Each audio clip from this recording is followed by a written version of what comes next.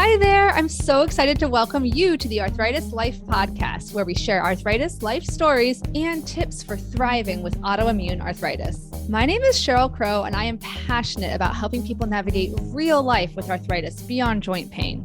I've been living with rheumatoid arthritis for 20 years, and I'm also a mom, occupational therapist, video creator, support group leader, and I created the Room to Thrive self-management program. I am so excited to help you live a more empowered life with arthritis. We're going to cover everything from kitchen life hacks to navigating the healthcare system to coping with friends who just don't get it. Seriously, no topic is going to be off limits on this podcast. My interviewees and I share our honest stories of how chronic illness affects our lives. This includes discussions about mental health, sex, shame, pregnancy, body image, advocacy, self-acceptance, and so much more. You'll hear stories from all ends of the spectrum, from a person who's living in medicated remission from psoriatic arthritis to somebody living with severe mobility restrictions and severe pain from rheumatoid arthritis. You'll hear how people manage their conditions in different ways, like medications, mindfulness, movement, social support, work accommodations, and so much more. You'll also hear from rheumatology experts who just get it. We'll dive deep into the science behind chronic pain and what's the latest evidence for lifestyle changes that can help you thrive with arthritis, including exercise, sleep, nutrition, stress reduction, and more. This is your chance to sit down and chat with a friend who's been there. Ready to figure out how to manage your arthritis life? Let's get started.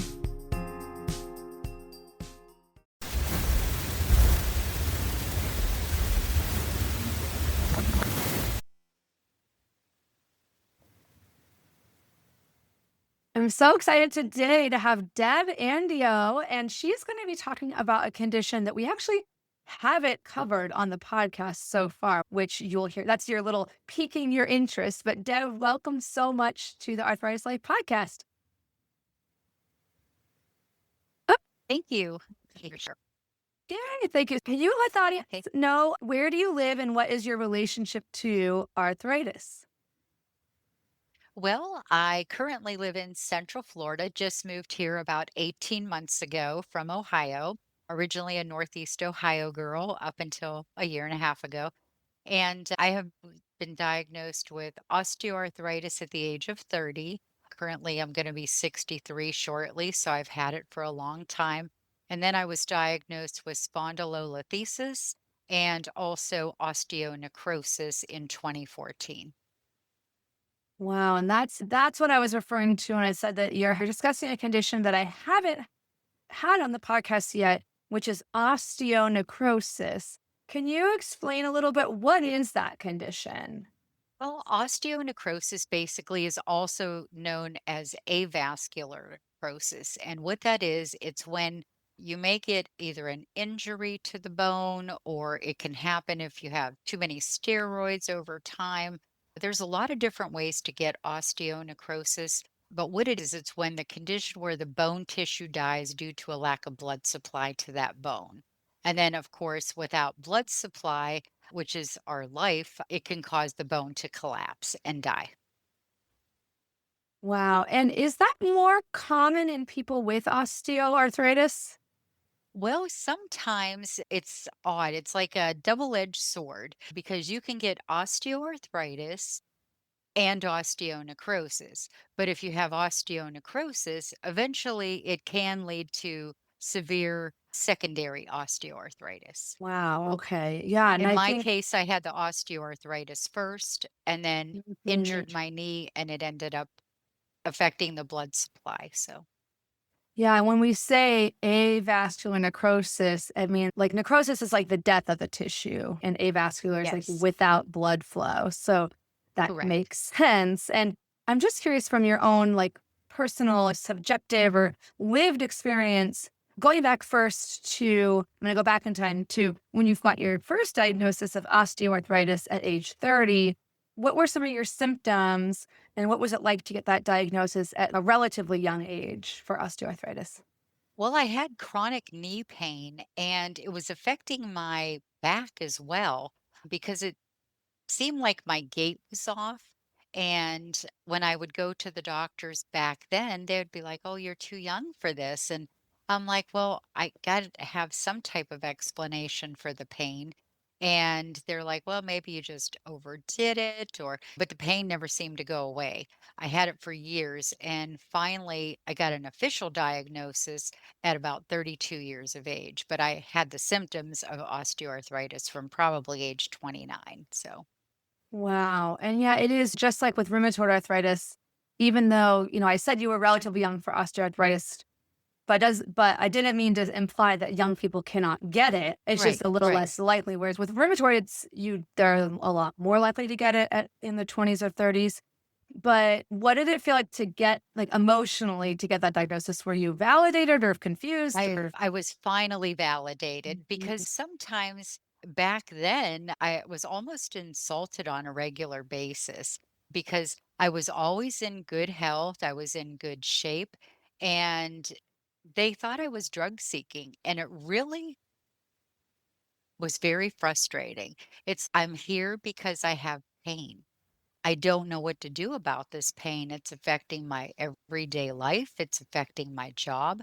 And I need to figure out what's going on. I was so happy and sad at the same time, but I was validated.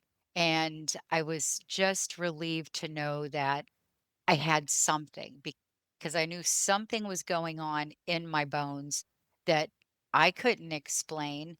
There was what they called structural changes on my x-rays, but they never officially diagnosed me until I kept pressing.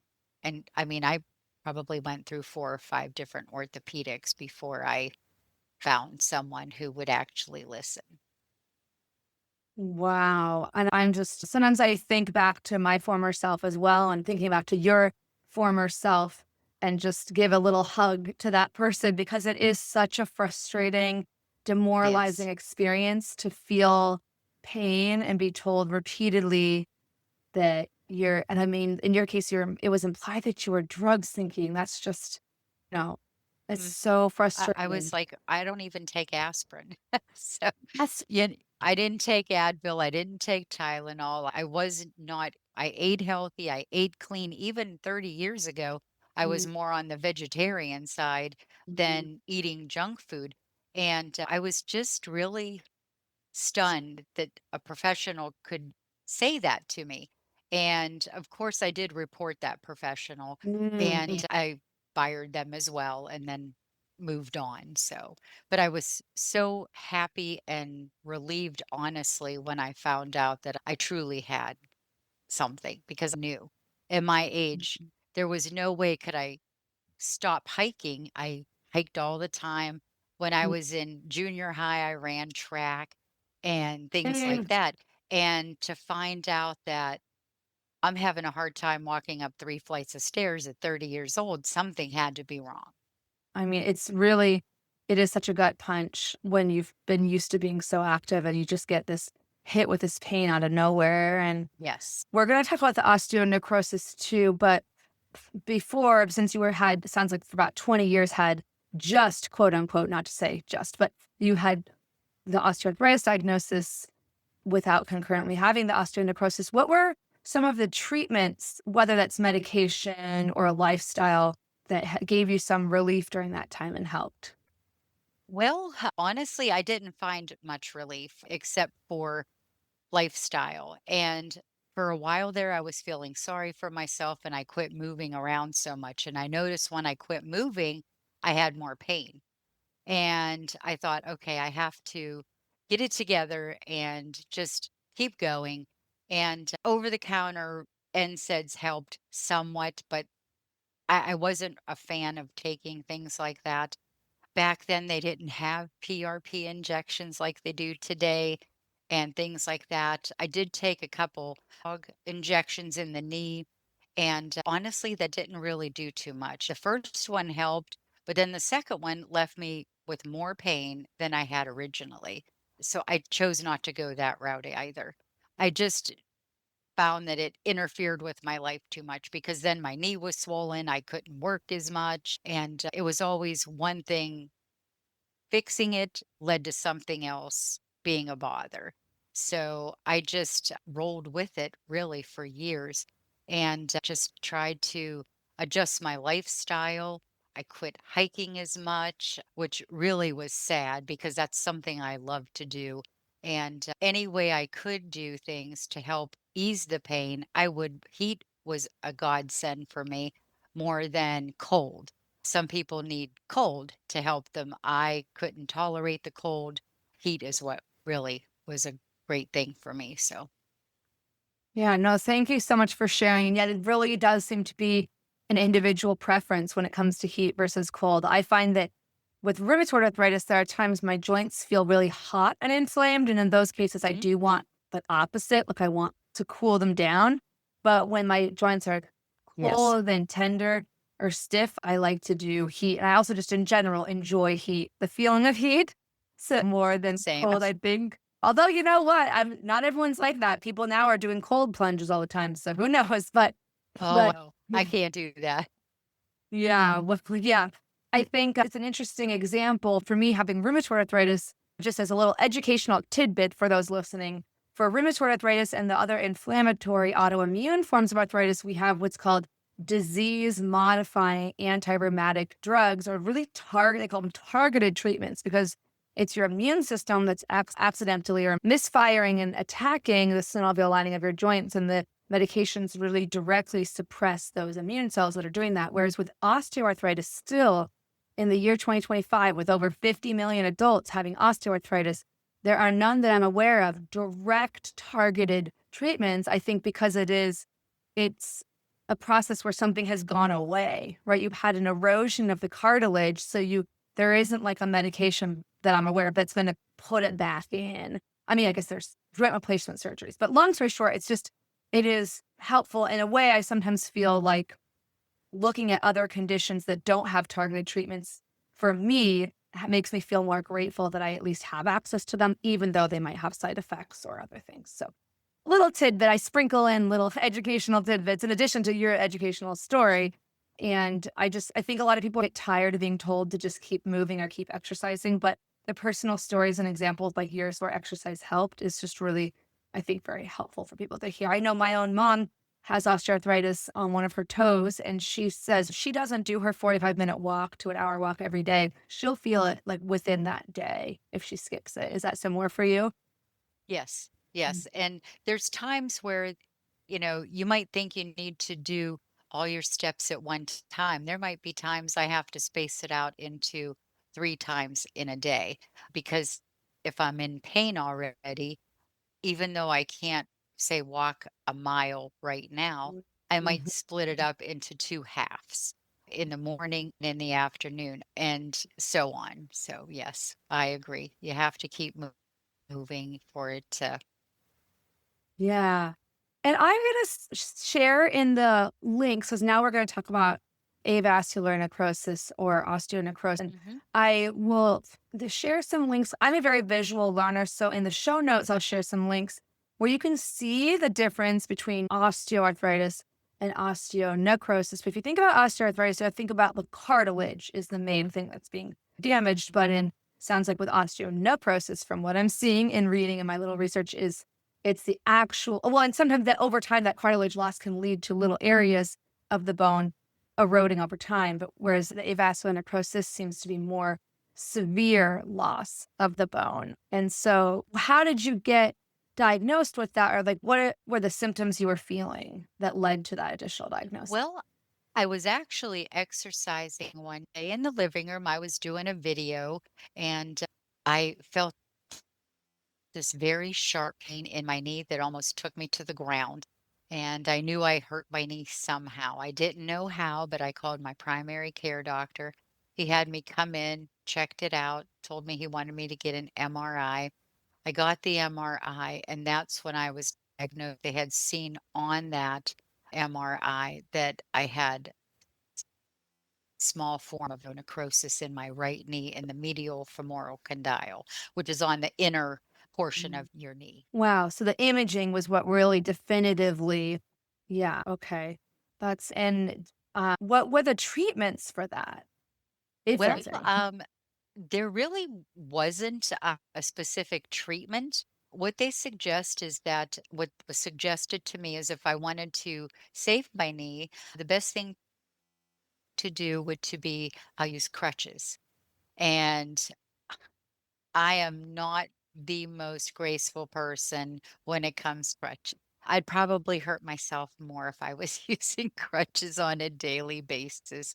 So that was not an option. So they immobilized my knee with a knee brace, told me to rest it as much as I could, which then in turn left every other area I had osteoarthritis in stiff and sore. So trying to help one area agitated other areas. But over the course of a couple years, I did my research and I found a company that did PRP injections. And I thought, I'm going to look into it and see.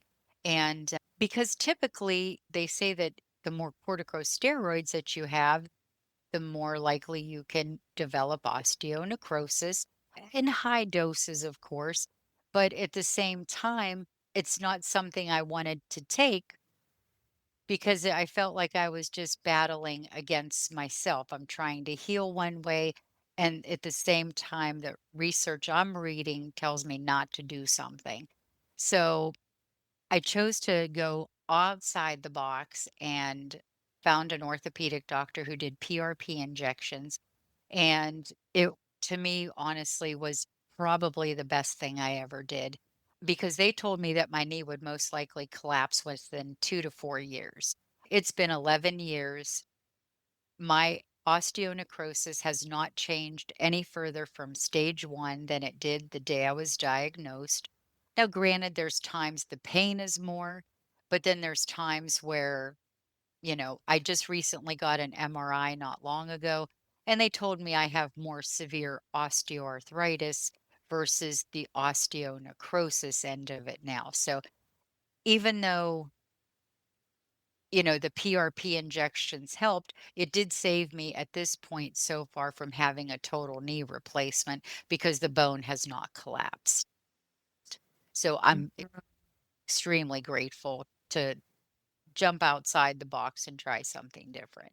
Well, and yeah, it's a good example. Any given treatment, there may be a lag between when the treatment is shown to be effective and when it's considered like an evidence-based practice because they have to mount a whole bunch of evidence to get like insurance to cover it and blah blah blah. We know our healthcare system in the Yes, US. mine was not covered at all. I paid Yeah. out of pocket. Now, to have the blood draw and all that, the PRP itself, where they spin it through the centrifuge and then they separate the platelets, that was covered by insurance, but the injections and that portion of it was not. So that I paid out of pocket. So Well, and I'm gonna put a link in the chat, but there's or not chat. I keep saying chat. I mean the show notes on the Arthritis Life website. But it looks like the American Orthopedic Society for Sports Medicine does endorse platelet-rich plasma for osteoarthritis, particularly moderate osteoarthritis in the knee joint. So it could also be that it may not be always used unless it's in the right joint, but that's just incredible. I mean, I'm so glad for you that it's been working so well and allowing you to prevent any further complications. image. Yes, Yeah. absolutely. And today, going back to osteoarthritis, they have so many new therapies and treatments that they're doing. Of course, it's not always covered by insurance because right now they have like low dose radiation therapy to help treat osteoarthritis. A lot of people will try that if they're, say, not a candidate for surgery or a joint replacement, they may use Mm-hmm. that either maybe their age or their weight or for whatever medical reason they may not be a candidate for surgery, they may do that. There's a lot of different things, stem cell injections, A2M, PRP. There's a lot of different things that's down on coming through the pike, and not all of them are covered by insurance, of course. But for me, I weighed my options and what my copay would have been for a knee replacement. I could have had PRP injections probably 3 times. So for me, I Yeah. not only got to keep my original joint, Mhm. but now I've benefited from it. So, and I'm not saying I don't have pain or I don't live in pain because I Mhm. do, but I'm grateful that I haven't got to the part of collapse to where I needed that total knee replacement, which is what I'm trying to not have to do. Yeah, totally makes sense. This is really helpful. Well, and I know this is like setting the stage of the background of your own experience, but you're a very generous person in my experience, and that you do a lot to support others in the arthritis community and the avascular necrosis, osteonecrosis community. And so I want to make sure to spend some time talking about how did you start your journey of supporting other people? Where did that kind of come out of, and what does that look like? Sorry, that's a very vague question, but No, whatever it's you want fine. to. Well, my parents we always gave back to our community. So I was always brought up to help your community. And when I was diagnosed with osteonecrosis, it was devastating because I looked for support groups and I couldn't find anything. You can find arthritis support groups, but osteonecrosis was like, what's that? And even when you looked online, there was very little information at that time. And it falls under the rare condition umbrella. And that wasn't acceptable to me. I wanted people to know about it. And if I was feeling, when somebody says you have bone death, that was very scary for me. I'm thinking I was 50 years old at the time. I wasn't planning on having to medically retire at 51 years old. And due to all these bone and joint issues, I was still like, this was just not part of my plan. So, and I thought if I was feeling this confused and scared and fearful of what's going to happen to my bones, because I never really got a clear cut answer. I knew other people had to feel the same way. So I started a support group. And over the course of 11 years, it's grown from about 25 people originally to almost 1,700.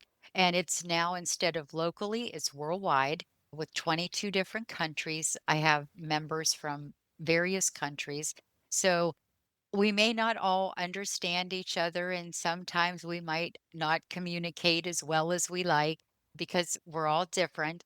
But one thing's for sure is when it comes to a diagnosis, we're all in the same platform. And everybody wants to find not just a cure for things, but a good treatment option. Because I've got people in my group who were diagnosed as young adults at 16 years old that had to have a joint replacement. And would have to be terrifying. I was terrified at 50. I can't imagine how someone 16 years old felt. And so I knew I had to do something. And so the group started it. I was surprised at how fast it grew. And then I ended up making a cause ribbon that everybody seemed to adopt as their own, which was fine. And it's just been a great journey that way. And because if I was feeling alone, I knew other people had to be feeling that way too.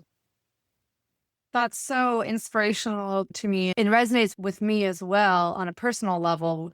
Even though RA is not a rare condition, it's like 1 in 100 women who are adults have it, but I still felt like there weren't enough supports for people with it, which motivated a lot of my work. But I was going to just clarify, your support group, it's on Facebook, correct? Yes. Okay, good, because I found a link to it, which I want to put in I'll verify with you before publishing this in the show notes. But yeah, I think I mean, also just stating the obvious maybe, but it's a testament to the power of social media as a platform to connect people across the globe with more rare experiences. I have a friend whose son has a genetic disability that only 50 documented people in the world, Oh unfortunately, my. they don't usually grow to adulthood necessarily, but have. And so she's been able to connect with like half of those families around the world because of social media. So anyway, I think Yeah, people. the power of that is one great thing. Social media is a fantastic tool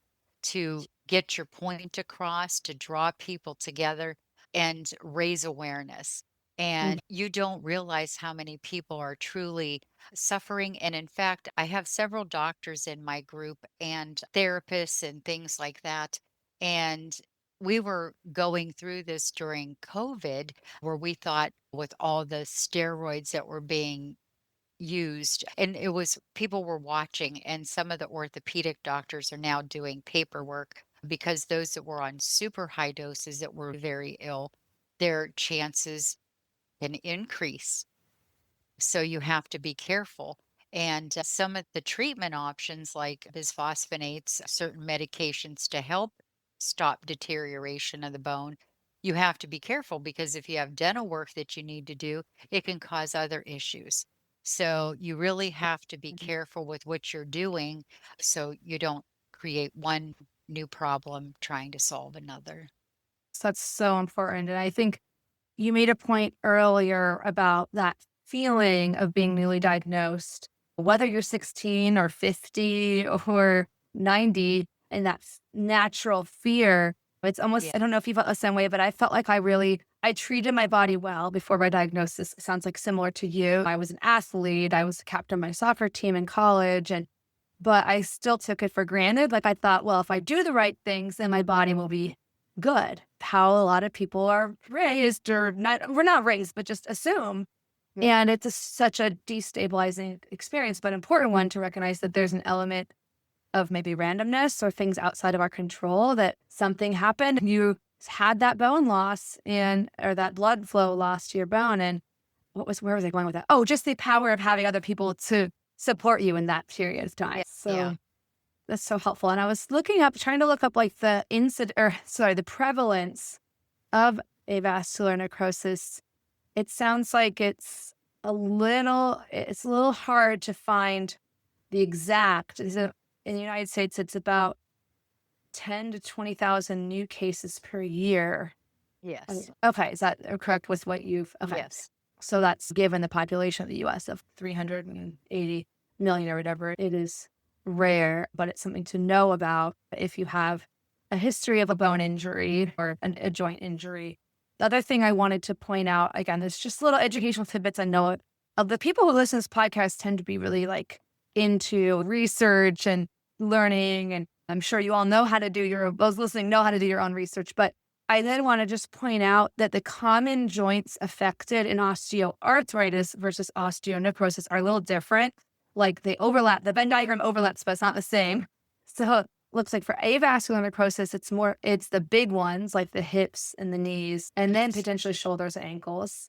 And then whereas osteoarthritis, I believe it's most common in the hands and knees, hips, and then potentially spine too. So yeah, and that it is a different disease process again of the bone.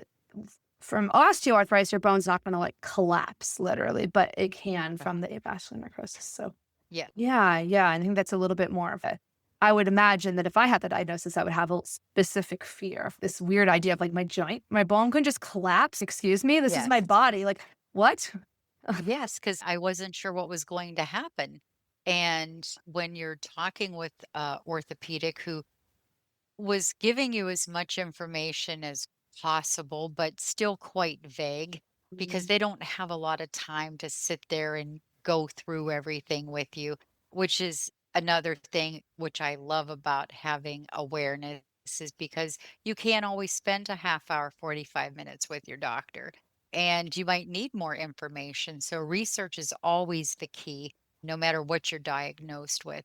But he was just the orthopedic I had at the time was like, I'll give you 3 or 4 years. You really want to consider getting a joint replacement because your knee is going to collapse.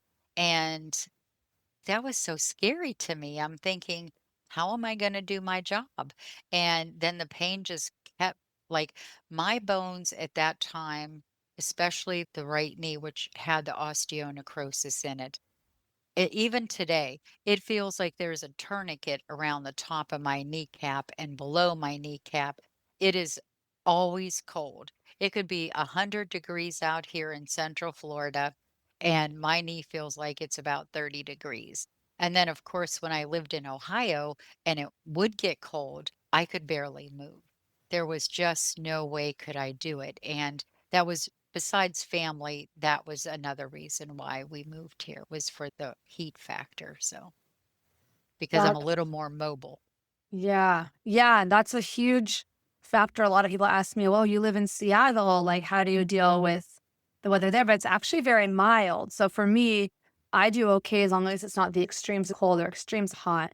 You just have to know your body. I'm okay with actually the dampness. I don't do well with hot humidity like Hawaii, but so you have to know your own body's pattern. And Yes. I want to talk about the Arthritis Foundation groups too. But before I forget, you mentioned how painful it was to lose your job. Can you talk a little bit about, share what that job was and what was the process of retiring early or medical Sure. retirement? Yeah. Sure. I was a ophthalmic technician and I was an apprentice optician.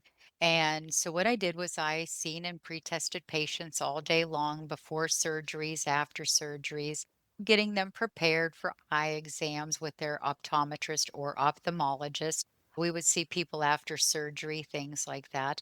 I would be helping elderly in and out of the chair, lifting kids up. And you can't, of course, when your knees are bad, you can't always bend down, pick them up. There were times as I'm helping somebody get in the chair, I'm wondering if I'm going to be injuring myself as well because of my knee and of osteoarthritis in other areas. But it was devastating to lose my career medically. It was not in my plan, but at the same time, it's like, what am I going to do now? I'm only 51. I have to have something to do. And I never knew that there was a way that you could continue to work even part time if you were on disability. I just recently found that out 3 years ago. So I'm always learning. And if someone is disabled and they want to try to work, they can go to Ticket to Work through Social Security. And there's different programs. They can work 1, 2, 3 hours a day from home a lot of times, which is grateful because sometimes when you're in pain, you can make it across the room to your computer. You can't always sometimes make it to the shower, getting ready, putting makeup on, getting to the car, driving a half hour to work, and then working all day or even half a day. So that's one great thing about working from home, which I do part time. And it is limited, but it gave me my purpose back, that and the Arthritis Foundation, and also running a support group for osteonecrosis and raising awareness as well. You find a new purpose. So, so it was a wonderful experience. Well, thank you for sharing that. And I love talking about finding your purpose. I think that's just such a universal theme, whether you have a chronic illness or not. And I'd love to hear a little bit more, or I'd love for you to share a little more about the Arthritis Foundation Live Yes Connect groups. I know they've gone through iterations over the years and had different names because I've had rheumatoid arthritis for 22 years, by the way. So I've been part of some of these groups too, but can you let everyone know? Is that I want to also partly through this podcast raise awareness of all the great resources out there for people. Sure. The Live Yes Connect group is part of the Arthritis Foundation, and we have several groups. There are in many states, and each state may have several different types of Connect groups. We also have groups by topics such as rheumatoid arthritis, newly diagnosed osteoarthritis. We have Hispanic groups. We have African American groups. So we have groups that not just target a condition, there's gout and specific things versus state as well. And connect groups are great because then you know you're not alone. And especially if you're newly diagnosed, you just don't know where to look and you don't know where to find the information. You can Google all day long and you can read 15 different things for the same topic. So you always want to make sure you get good information from a legitimate source. And the Arthritis Foundation is a great organization. They work with children, adults. We have helplines, our connect groups. It depends on, yeah, like, for example, the two connect groups I deal with is one is for Central Florida and deals with all forms of arthritis. And then we have a national osteoarthritis, which me and Patrice, a co-facilitator of mine, we run the osteoarthritis connect group. And so we meet once a month, sometimes twice a month. We'll have speakers, we'll have general meetings, just get-togethers. My local group will meet in person or virtually. And it's a great way to come together, meet people, share commonality that we all have arthritis. And even if you're a caregiver, know that we have support for you as well. I love that. And I'll definitely be putting links in the notes. And yeah, I've gone to some of the Seattle area ones in person, and I've spoken as an OT, spoken about life hacks and other topics virtually. That's what's been great about virtual, is that you can speak to people without having to travel all over everywhere. But Absolutely. yeah. And we love you. Like Oh, thanks. we watch you all the time. There are so many people affiliated with the Osteoarthritis and Arthritis Foundation, period, all the members. When we're talking about hacks, you're like, "Hey, have you gone to Instagram?" And I'm like, "Yes, we have." We really enjoy all the Instagram posts that you make. We find so many of them not just informative, but they are so fun too. And some are so impactful. Like the most empowering one I ever saw was when you had the needles all around. Yeah. That was just something because I have a different form of arthritis. And when I saw that, it was like, wow, that was just so empowering and so impactful to me. Like it really hit home how rheumatoid arthritis could be. Yeah. Yeah. Thank you. And the picture you're referring to, I will put a link in the show notes. And I will say, Yes. I want to give my friend Jessica Keener credit. She's a professional photographer who I hired to do what I called an invisible illness photo shoot, which sounds like, how can you? That's impossible. It's invisible.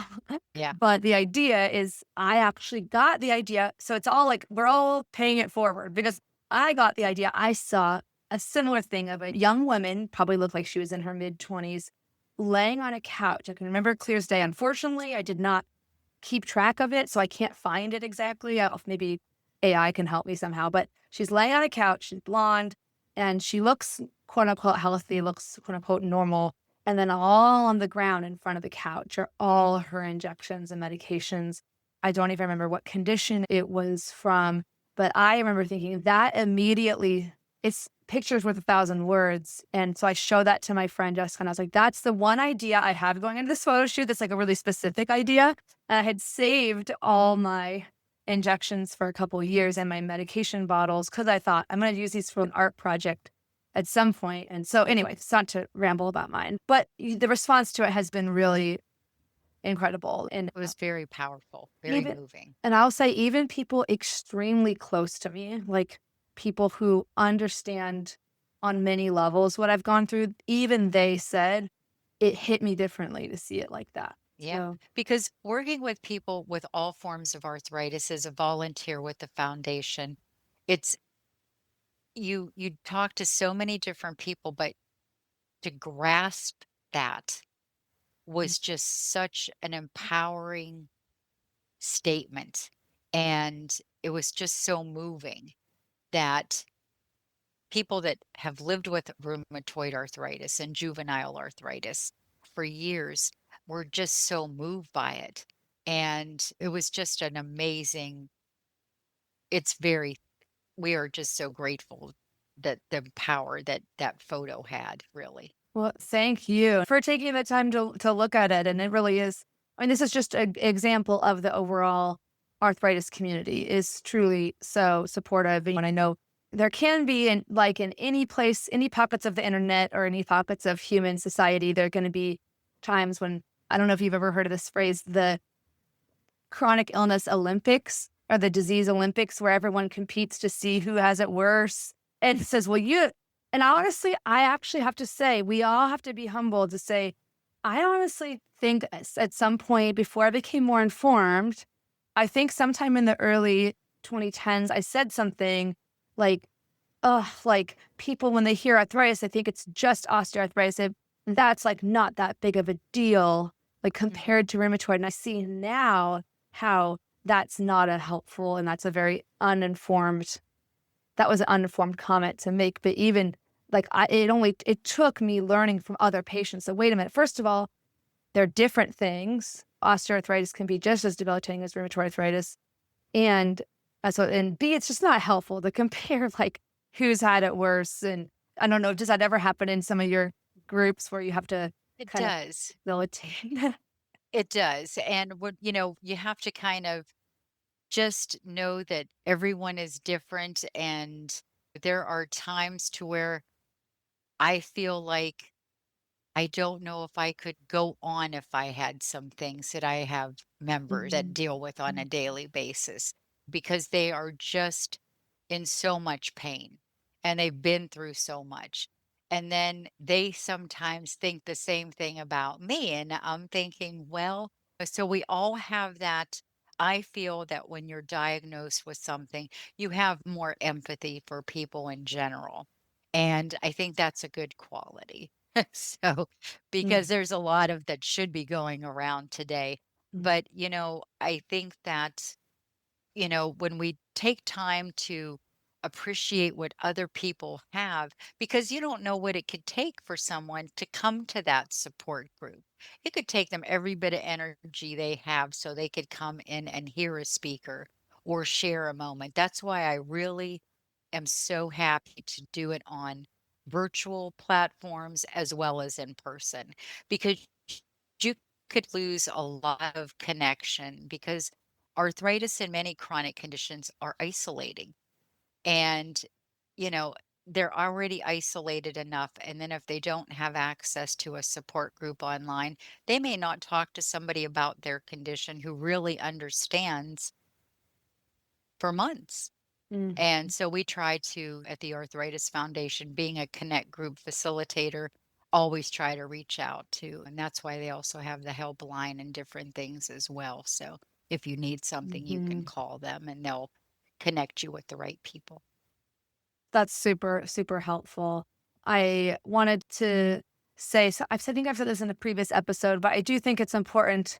I want to say that having perspective is good, that things aren't worse. I think sometimes when people say, oh, I could never do what you're doing, like they want to recognize that even though I'm suffering, other people might be suffering more. And that can be something that can be helpful to remind yourself of the big picture. But it's not helpful when you say, judge someone or say, well, your pain isn't as valid because it's not as bad as mine. So I just want to clarify that. But I know you know that, but just for people listening. No, totally Yeah. understand. And I think too, when we volunteer, no matter what part of our life, whether we have a chronic condition or we're, quote, normal and don't have any physical conditions that we have to deal with, I think volunteering in our community is a great way to stay focused. And if you do have a chronic condition, it's a great way to help forget about your own pain because you're trying to help someone else.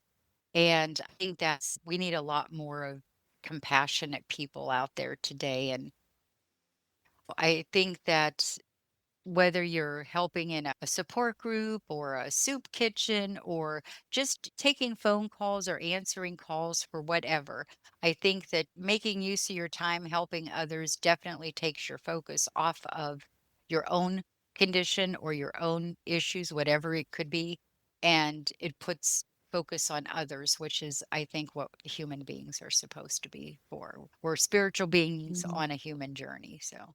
Ooh, I like that. That's interesting. That's such a beautiful note to start slowly wrapping up on. I do have the rapid fire questions, which Okay. could take a long time. This could be a whole 60-minute episode on these questions, but what are just some of your best words of wisdom for somebody who might be brand new diagnosed with osteoarthritis and or osteonecrosis? Well, if you're newly diagnosed, first thing is to do your research, look up good support groups like the Arthritis Foundation, talk to your doctor, see if maybe your local hospitals have any type of support group, just so you could be connected to others. You could always reach out to me. If you can't find something, I will find something for you. That's beautiful. And do you have a favorite quote or inspirational saying for tough days? Well, I have a lot, but Philippians always comes to mind. I can do all things through Christ who strengthens me. That's great. Thank you. Thank you for sharing that. And what about totally different note on the micro level? Do you have a favorite arthritis gadget or tool in your toolbox? I do. Actually, I saw it on your show when you were posting. It's the bottle opener because, when you have arthritis in your hands, like there are days, I mean, I wish the water bottle companies would really just not make them like they're super glued on there because Yeah. there's times to where I can't turn a bottle to open up water Yeah. and or a jar. I used to bang it with the knife around the lip or hit it. And then, of course, you have to worry about breaking glass. But you have Mhm, had some mhm. really good tools on there. I also like the rocker knife because when your hands are sore, those are great tools as well. Well, I just have to say, as we're recording this, I'm so excited. This is nothing that I'm part of, but I'm excited to be a consumer. That Selena Gomez, who lived with lupus, and she's referred to herself as having arthritis affecting her hands.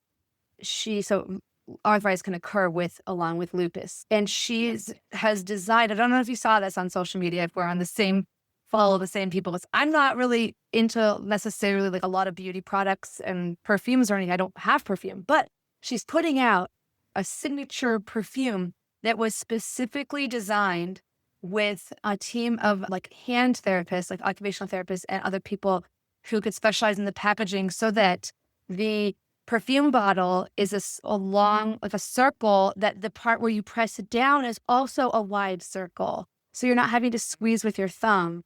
Yeah, very cool. But there's a lot of great tools out there, such as if you're having a hard time, like young girls or my age, putting on makeup. It's hard to put the mascara on. There's a lot of great inventions out there that are just starting and different hacks that you can utilize and to help with that. So, Yeah, yeah. That's awesome. And I'll put links to those items in the show notes as well. Do you have a favorite book or movie or show that you've been watching recently or reading?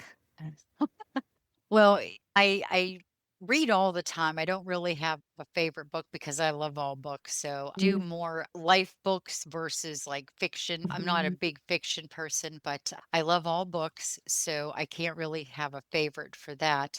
But as far as shows, it's crazy, but I just watched Elf about a week ago and was like 105 degrees here. So but I just love it, I mean, when he pours the syrup on the spaghetti, and I mean, I just love it. I just love Elf. So I love laughter. So any kind of comedy, I'm in for. So I love that. That was not what I was expecting you to say. Makes me so happy because I love that movie too. And I love listening to podcasts or watching videos of like how something was made.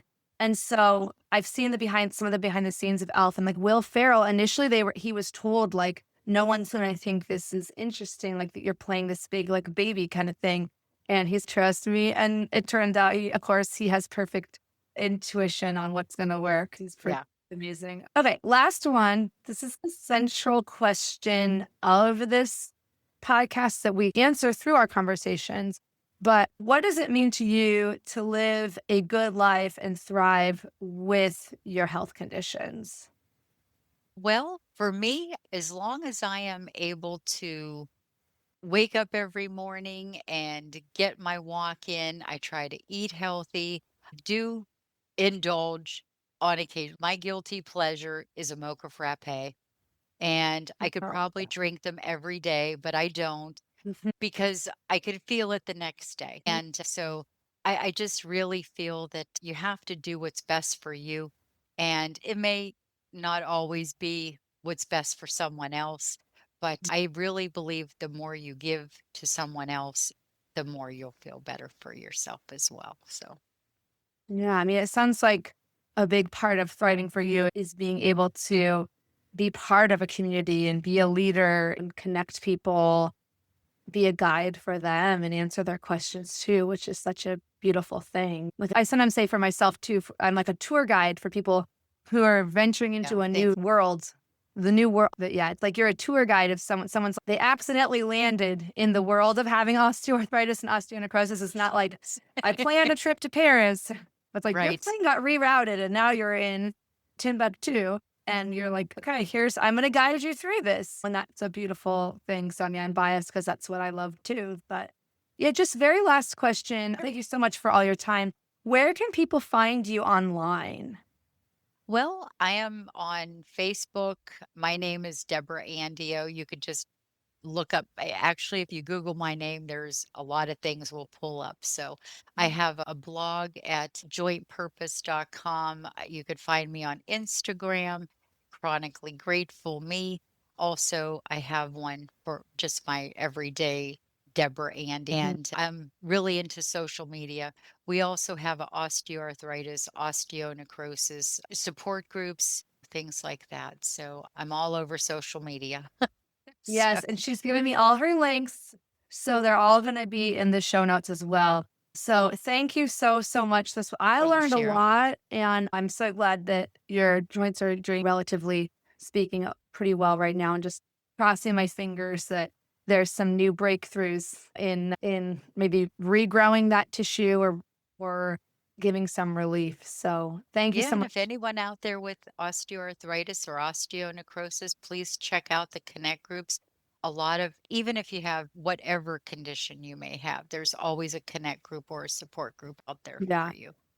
Oh, I don't know if we said, but they are free. So the Arthritis Foundation Oh, is a absolutely. nonprofit. Well, and I say that to distinguish because I talk about my support group, which is really like it's an educational kind of health coaching, self-management model where it is a paid program, although I offer like sliding scales, including like free thing admission, but it's like a different structure than a nonprofit where they get Yeah, grants and stuff like that. So I know a lot of people are in multiple groups, so you don't have to only do one, but it is, I know cost is a factor for a lot of people. So it's great. I even asked, actually, I got a chance to see the CEO of the Arthritis Foundation and a bunch of staff at the Pathways Conference. And I even asked, or I said, because I saw the 5-year vision, and I said, I'm so happy to see that the support groups are still a big part of this, because I was worried when there were over the years that there's been budget issues, like there always is with the nonprofits. There's always hard to find fundraise enough. Any nonprofit will tell you that.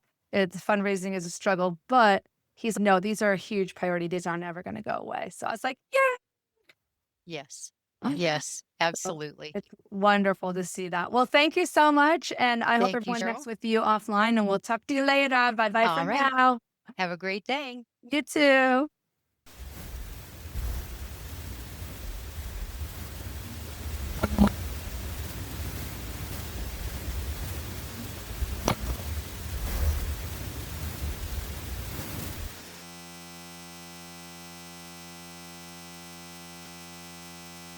Thank you so much for listening. This podcast is supported by Room to Thrive, an educational program I created to help empower you to live life to the fullest with rheumatic disease. In the program, you're going to learn evidence-based tools for managing all the ways rheumatic disease affects your life. And my goal is to help you go from overwhelmed to confident, supported, and connected in a matter of weeks. You can go through the pre-recorded modules on your own in the self-paced course, or you can take the course along with a robust support group of new arthritis friends to support you and cheerlead you along the way. Learn more in the link in my show notes, or you can always go to www.myarthritislife.net. And if you like this podcast, I'd be so honored if you took the time to rate and review it. I also encourage you to share it with anyone you know who might benefit from it. I also want to remind you that you can find full transcripts, videos, and detailed show notes with hyperlinks for each episode on the Arthritis Life website, plus full episode videos on the Arthritis Life YouTube channel. If you have any ideas for content for future episodes, or you want to share your story on the podcast, please send me, Cheryl, an email at info@myarthritislife.net. I can't wait to hear from you, and thanks so much again for your time.